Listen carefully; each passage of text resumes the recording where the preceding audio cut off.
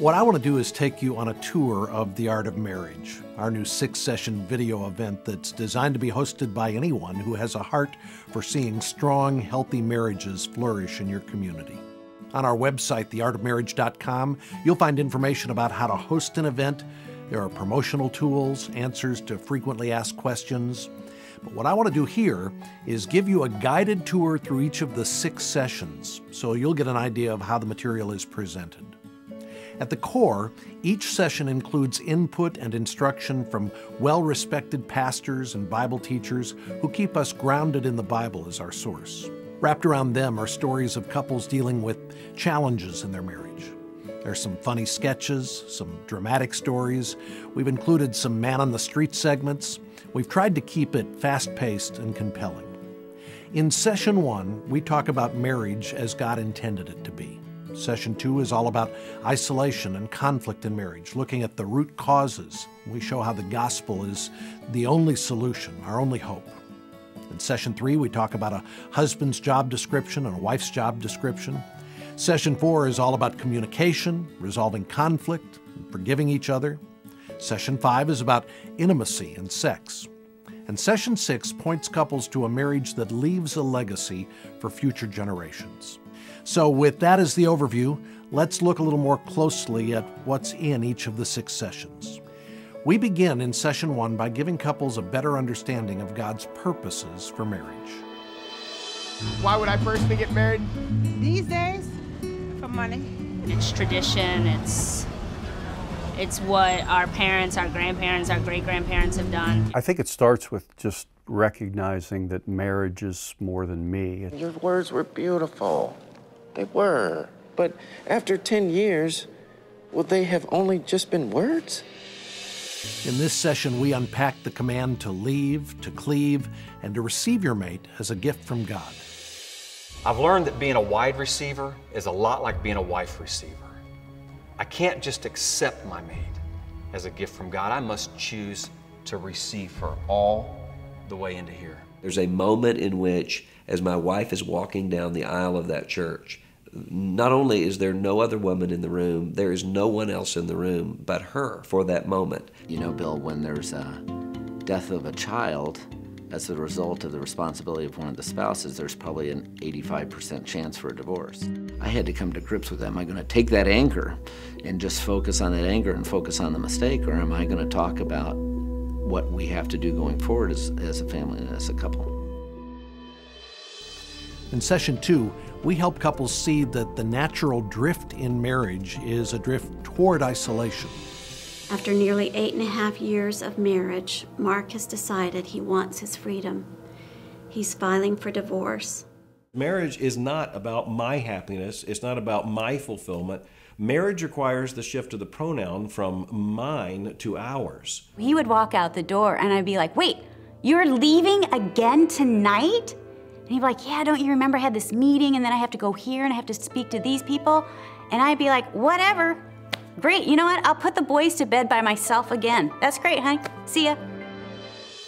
We try to help couples see that this drift toward isolation is a result of our innate selfishness and our sinfulness. Body, soul, spirit, I mean, our minds, our thinking, our emotions, our actions, all of it is affected by the fall. Said the snake, faking genuine concern. Everything would be just fine if she quit trying to control me, and if she quit nagging so much, and if we had sex more than 9 times a year. And I think one of the great problems in a marriage relationship is when we lose sight of really the command to complete one another. When we do move to competition, we lose all ability to be one as God designed it, and we start moving toward isolation. Ultimately, we want every couple to see that the hope for their marriage is found in a relationship with Jesus and in the gospel. You cannot have a successful marriage without the invasion of the supernatural in your marriage. We need someone above us to deliver us from our self-destructive tendencies. Session 3 is all about our roles, helping couples understand God's design for husbands and wives, learning to perfect the dance that is marriage. Dancing, eh? It is the most magnificent art form that can exist between a man and a woman. It requires focus, attention, and patience. The perfect man? Oh, wow, that's an intense question. Of a perfect woman? Young, blonde, sexy. Submissive? Don't tell my wife that. The old-fashioned ways are probably the best, and if you want to call them old-fashioned, fine. But bring them up to date. I mean, there are still things that you can do in the way of service for your husband, or he can say to me in the way of affirmation that isn't old-fashioned, but is loving. We explain in this session what the Bible says about a man's role in marriage. The provider is the first thing that comes to mind. But, Coach, sometimes I get confused. Donley? Are you whining? Not really, it's just Donley, this is marriage. There is no whining in marriage. And as you'd expect, we also talk about a wife's role. The woman's role in a marriage relationship is to help her husband. I can just see women now going, oops, I knew it. Here we go. My generation, I took on the role of the cook, the housekeeper, take the children to school. The day you put on your wedding dress, you put on a new cheerleader outfit. You're cheering for your family team. We never called each other names. I never let the boys call each other names, and I never, ever called Bruce an idiot. But I didn't have to because the boys knew exactly what I meant by my tone of voice. A woman who is reading the Scripture, hearing from God what her assignment is in life, praying for her family, praying for her husband, is really going to be a woman who is set apart from all the other women on the planet. When we get to session 4, we focus on resolving conflict, and we begin by looking at how we communicate with one another. If you can't communicate, the conflict just builds, and it starts to compound, and the issues just start to pile up. All right, all I need is cage-free eggs, a dozen of them, and 2 cans of vegetarian refried beans. Do you have trouble listening or retaining information from your wife? You could be suffering from spousal selective listening, or SSL. Where does marriage always go wrong? It's when I want the right to set the rules by which this relationship would work. That's at the bottom of every marriage difficulty. We try to help couples understand the key principles for seeking and granting forgiveness. I'm really sorry. I couldn't be more sorry for the things that I've done in the past. You know that I love you. That's not the way that I meant to handle it. Just need you to be on my side. If you are asking for forgiveness, ask for forgiveness. Don't continue the argument. Come in and say, will you forgive me for failing to lead you, or failing to love you, or failing to submit to you, or whatever the issue is, rather than coming in and saying, if I've done anything to offend you, forgive me, which is another way of saying, get over it, you oversensitive person. I'm embarrassed by how I've been treating you. I am sorry. And I want to do a better job. Can you forgive me? Session 5 is all about intimacy and sex. Do you want to switch off? Yeah. This is a wife. How beautiful are your feet in sandals, oh prince's daughter.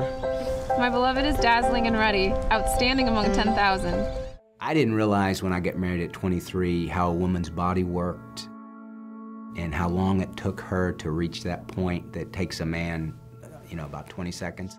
Sexual intimacy means getting to know one's husband or wife, which often takes a long time. We tackle some difficult, some tough issues in this session. What I thought would be one of the most rewarding things became and can become a struggle.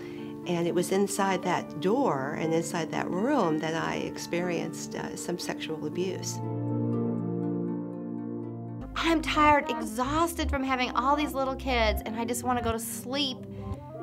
And then I feel the hand move over, and then I feel the hand touch me. And in places I really don't want to be touched right then, and so it's just like, stop! We try to have some fun with this session, too. Our population continues to plummet. Now, I know that we've learned that playing practical jokes on the pterodactyls doesn't help. But obviously, we need to make new cavemen. The question is how? Meet Tommy and Susie. Tommy and Susie are newlyweds. And although they've already learned a little about sex, they still have a lot to learn about intimacy. Our final session is all about helping couples have a vision for their marriage that goes beyond themselves. Your legacy's all you got. They're going to forget your name. They're not going to visit your tombstone. Nobody cares.